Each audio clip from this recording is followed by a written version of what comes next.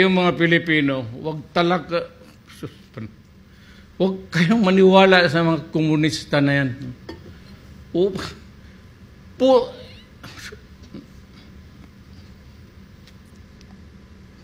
Ilan lang yan, mananalo, kasi yung mga party list, ilan lang ang boto. Hindi naman, kung magtakbo ng congressman, yung buong Davao City, mga party list lang yan, kung makagarner sila ng 300, gano'n around, doon na sila sa kongreso. And you can easily recruit, lalo na nga itong mga bata. Mga anak, talaga, huwag kayong makinig dyan sa mga komunista na yan.